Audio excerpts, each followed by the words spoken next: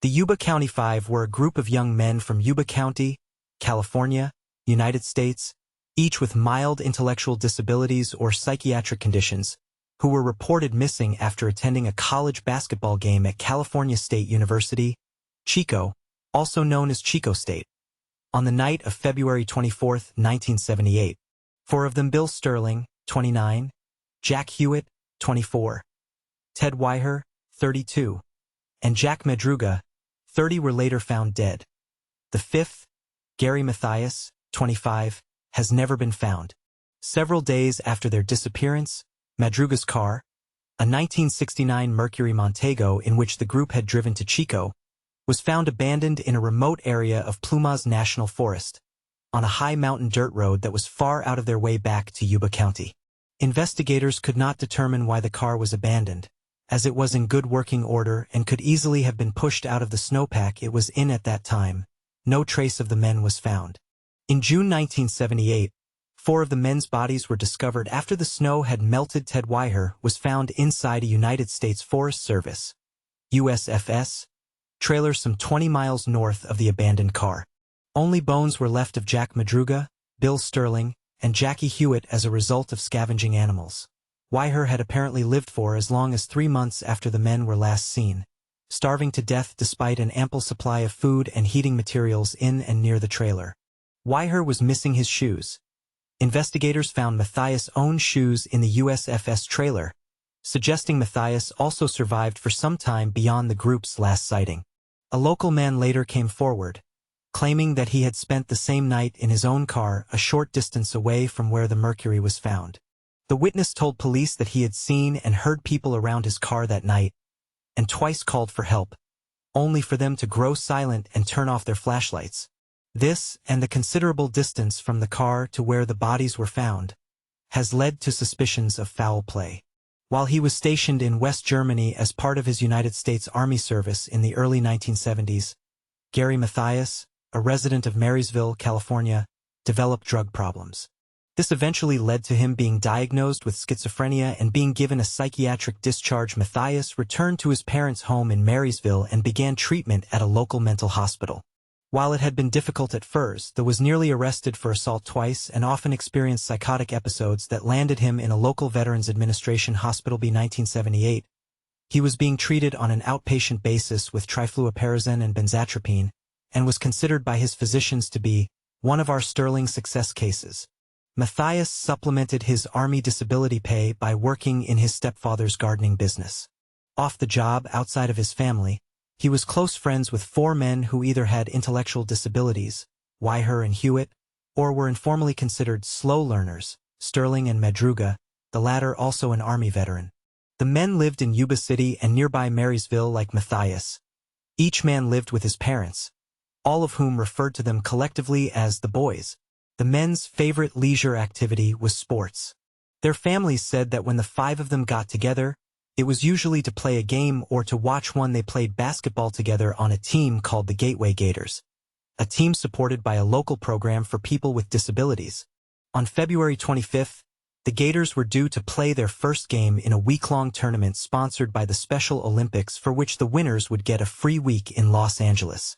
The 5 men had prepared the night before, some even laying out their uniforms and asking their parents to wake them up on time. They decided to drive to Chico that same night to cheer on the UC Davis basketball team in an away game against Chico State. Madruga, the only member of the group besides Mathias who had a driver's license, drove the group 50 miles, 80 kilometers, north to the Chico State campus in his turquoise and white 1969 Mercury Montego coupe. The men wore only light coats against the cool temperatures in the upper Sacramento Valley at night that time of year. After the Davis team won the game, the group returned to Madruga's car and drove a short distance from Chico State to Bears Market in downtown Chico, where they bought snacks, sodas, and cartons of milk. It was shortly before the store's 10 p.m. closing time. The clerk later remembered the men because she was annoyed that such a large group had come in and delayed her from beginning the process of closing the store for the night. None of the 5 were seen alive again after that point. Some of their concerned parents waited up for their return home when morning came and the men had not returned. The police were notified. Police in Butte and Yuba counties began searching along the route the men took to Chico. They found no sign of them, but a few days later, a Plumas National Forest ranger told investigators that he had seen the Mercury parked in the forest along Oroville-Quincy Road on February 25. At the time, he had not considered it significant, since many residents often drove up that road into the Sierra Nevada mountain range on winter weekends to go cross-country skiing on the extensive trail system. But after reading the missing persons bulletin, he recognized the car and led the deputies to it on February 28. Evidence found inside the car suggested the men had been in it between the time when they were last seen and when it was abandoned. The empty wrappers and containers from the food and drinks they had purchased from the store in Chico were present, along with programs from the basketball game they had attended and a neatly folded road map of California. However, the discovery of the car raised more questions than it answered. One question was its location: 70 miles, 110 kilometers, from Chico, far off any direct route to Yuba City or Marysville.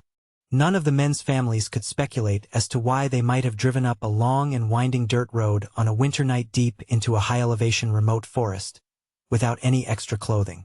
Madruga's parents said he did not like cold weather and had never even been up into the mountains. Sterling's father had once taken his son to the area near where the car was found for a fishing weekend, but the younger man had not enjoyed it and remained at home when his father took later trips there. Police were puzzled why the car had been abandoned. The road was at 4,400 feet, 1,300 meters in elevation, about where the snow line was at that time of year, a short distance from where the road was closed for the winter. The car had become stuck in some snow drifts, and there was evidence that the men had tried to spin the wheels to get out of it. Police noted that the snow was not very deep and that 5 healthy young men should have easily been able to push the car out.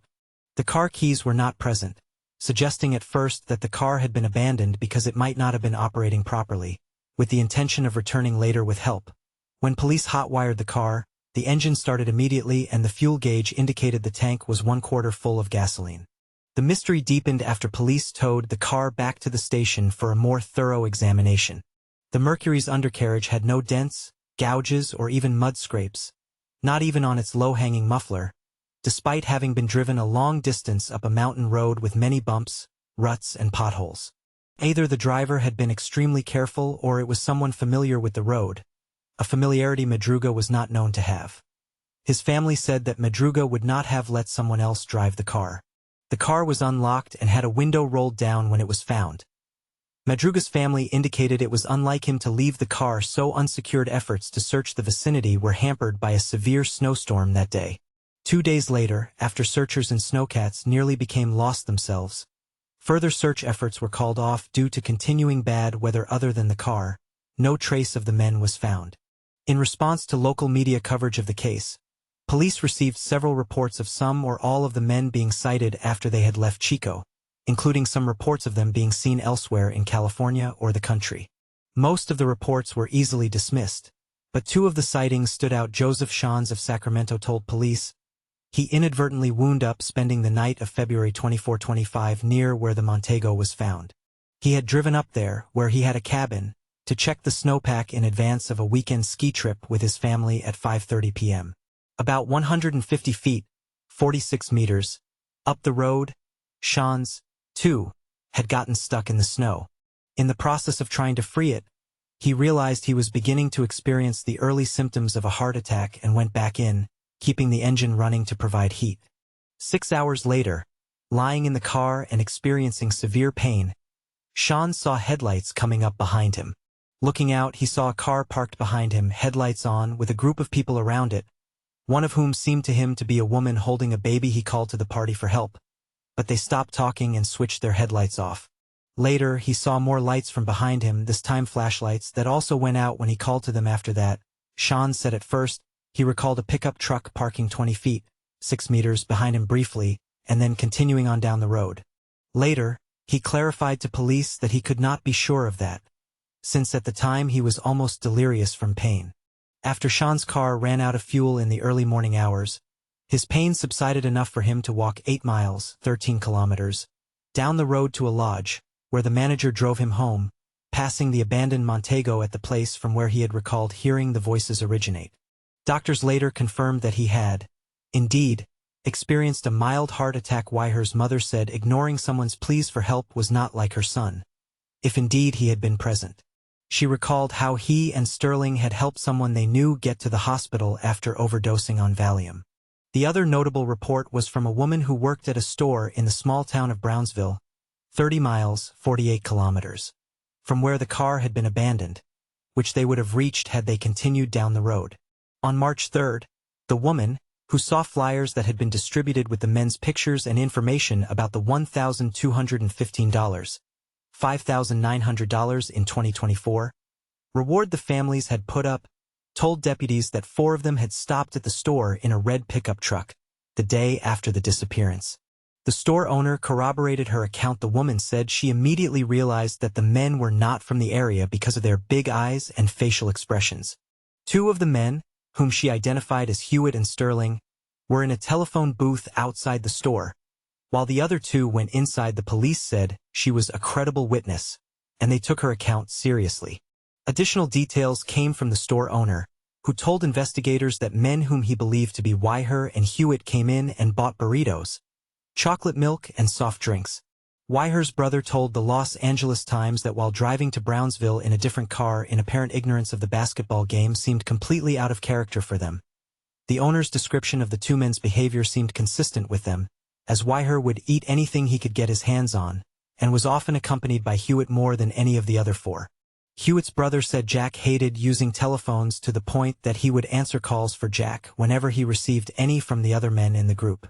With the evidence not pointing to any clear conclusion about what happened the night the 5 men disappeared, police and the families were not ruling out the possibility that they had met with foul play. The eventual discovery of 4 of the 5 men's bodies seemed to suggest otherwise, but raised even more questions about what had happened that night, and whether at least one of them might have been rescued. On June 4th, with most of the higher elevation snow melted, a group of motorcyclists went to a trailer maintained by the USFS at a campsite off the road about 194 miles, 31.2 kilometers, from where the Mercury had been found. The front window of the trailer had been broken when they opened the door. They were overcome by the stench of what turned out to be a decaying body inside. It was later identified as Wyher's. Searchers returned to Plumas, following the road between the trailer and where the Mercury was abandoned the following day. Remains that were later identified as those of Madruga and Sterling were discovered on opposite sides of the road 11. For miles, 183 kilometers, from where the car had been. Madruga's body had been partially consumed by scavenging animals. Only bones remained of Sterling, scattered over a small area. Autopsies showed that they both died of hypothermia. Deputies think that one of them may have given in to the need to sleep that comes with the last stages of hypothermia, while the other stayed by his side and died the same way. 2 days later, as part of one of the other search parties, Hewitt's father found his son's backbone under a manzanita bush 2 miles, 32 kilometers, northeast of the trailer. His shoes and jeans nearby helped identify the body. The next day, a deputy sheriff found a skull downhill from the bush, 300 feet, 91 meters, away, confirmed by dental records later to have been Hewitt's. His death was also attributed to hypothermia. Around a quarter mile, 400 m, northwest of the trailer, searchers found 3 Forest Service blankets and a rusted flashlight next to the road. It could not be determined how long those items had been there. Since Matthias had presumably not taken his medication, his photograph was distributed to mental institutions all over California. However, no trace of him has ever been found.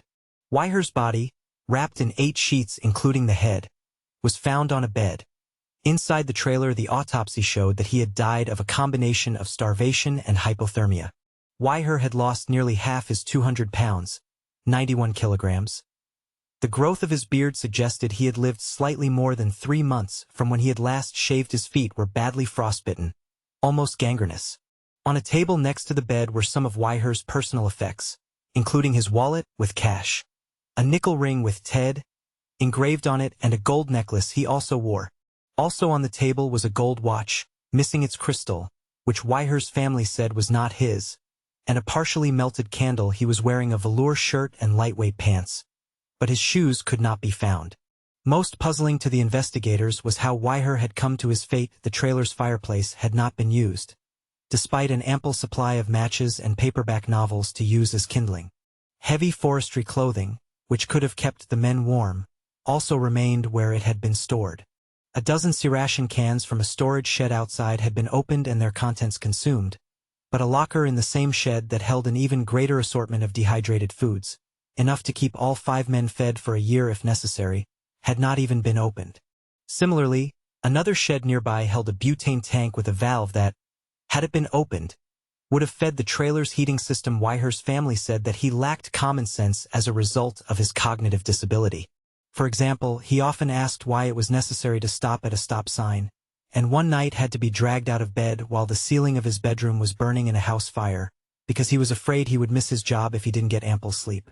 It also appeared that Wyher had not been alone in the trailer, and that Matthias and possibly Hewitt had also been there. Matthias's tennis sneakers were in the trailer, and the C-rations had been opened with a P38 can opener, with which only Matthias or Madruga would have been familiar from their military service. Matthias, his feet perhaps also swollen from frostbite, could have decided to put Wyher's shoes on instead if he had ventured outside. The sheets covering Wyher's body also suggested that one of the others had been there with him, as his gangrenous feet would have caused too much pain for him to pull them over his body himself.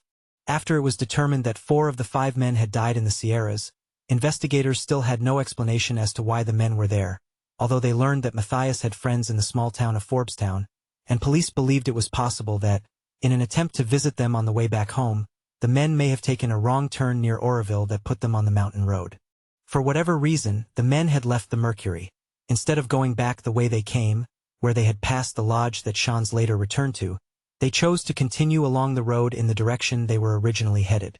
The day before the men went missing, a USFS Snowcat had gone along the road in that direction to clear snow off the trailer roof so it would not collapse.